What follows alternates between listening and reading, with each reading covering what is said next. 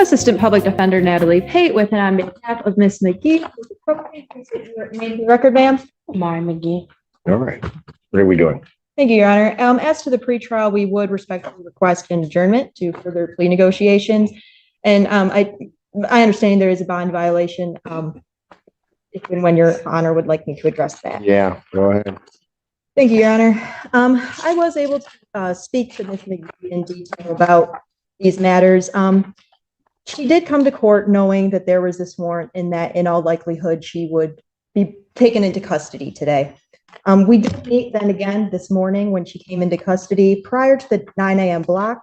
I advised her that she would likely be taken into custody yet again, and she stayed.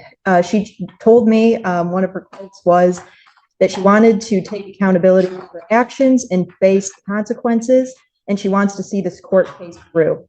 She admitted to me that this has been a struggle being on bond, and she did tell me that she has engaged recently with a therapist at the new Oakland Family Center, that has been quite helpful, and that has been helpful in her what she refers to as the journey. She also told me that she has the support of her mother, who has also been helping her and encouraging her to engage with this therapist and to also remain compliant on bond.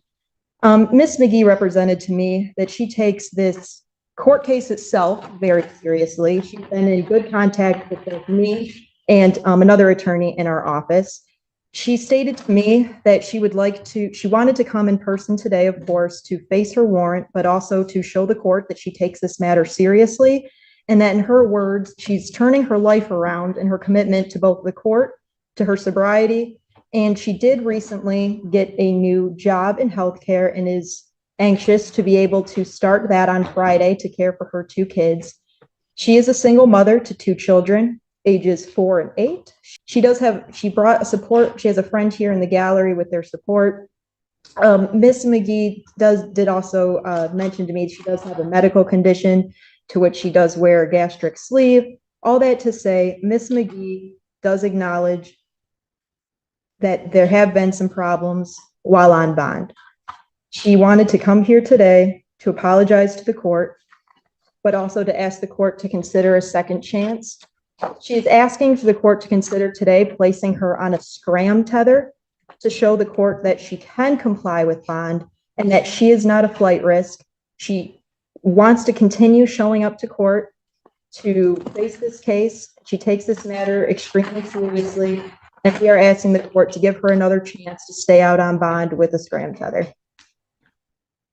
Assistant Prosecuting Attorney Morgan Barroso on behalf of the people. We were here on May 1st, and on that date, we discussed missed tests. On May 1st, she missed another test. On May 2nd, she was late for another test. On the 2nd, after the late test, she then had a positive test at 12:01 a.m. on the 3rd. She did not continue to test. And then she missed the next test the next morning in that test window, only to test late and have that be negative. But we continue this on after we just had this discussion on the 1st. At this point, I don't think that this is a second chance. I think this is a pattern of non-compliance. And I am concerned. Should also be noted that she had that positive test on the 3rd. She then also had a positive test on the 4th in the morning. Additionally, Your Honor, there is a note which I have not seen before of this kind, but on the 11th at 11:41, someone other than the defendant tested in the sober lane. Yeah, I was going to get to that.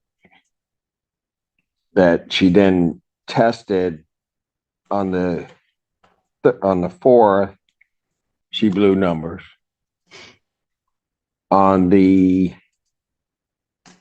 4th, then, well, on the 5th, which is probably a continuation of that 4th, she's also blowing numbers. And then I told you on the first, and all of this has happened. We're now just halfway through May. From the time that I told you that I didn't want to see any other missed tests. Um, and then, and before that, you know, it wasn't like we had any positives, but we didn't know. And then all of a sudden we end up with this positive testing. Then, as indicated on the 8th, an interesting thing kind of happens because on the 8th, you blow numbers again, right? And then on the 8th, the person testing couldn't be identified. Yes. And then on the 11th, it was very clear that someone other than you tested on the overlay. No, do admit that. And just, I have issues and I was going through issues, but she said I am committed and I want to put on a scrum tether to be held more accountable. And I have support and I'm changing my life around. I will no longer consume any type of alcohol at all. I have a reposition that I've been waiting for.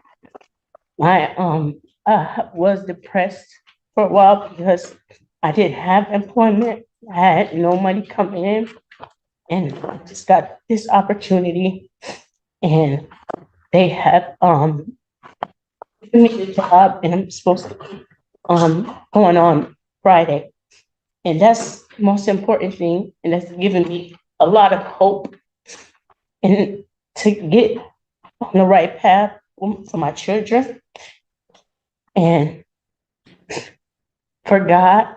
And I promise you, I would not test positive for anything. I have a therapist. And I have my mom that I talk to, and she pray with me and help me. I'm not going to do it again. I promise. And I know that the tether will help me be way more accountable. And it'll show right away. And I will not take that lightly if you give me that opportunity. I won't take it lightly at all.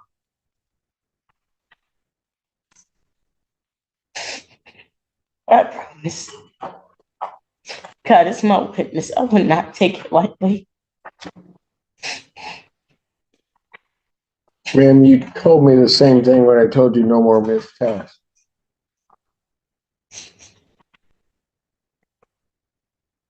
And here's my problem. You know, your counsel's asking for a second chance. The problem is, when I let you go the first time after the missed test, that was the second chance. But that was on May 1st. You didn't make it 24 hours from the time that you came out of this court where you're now consuming alcohol. And then you continue to do it. And for that period in time, from basically the 2nd through the 8th, those 6 days, and then at some point on the 8th, you continue to consume and then started playing with the machine by trying to have somebody else test. It's not fair. And so here's the problem. I don't mind dealing with people who have substance abuse issues, trying to get those addressed. Your deception can't be excused. And I apologize. So I'll adjourn this to June 5th, 2024 at 9 a.m. Defendant having admitted to these violations. Defendant's bond is revoked. Defendant's remanded.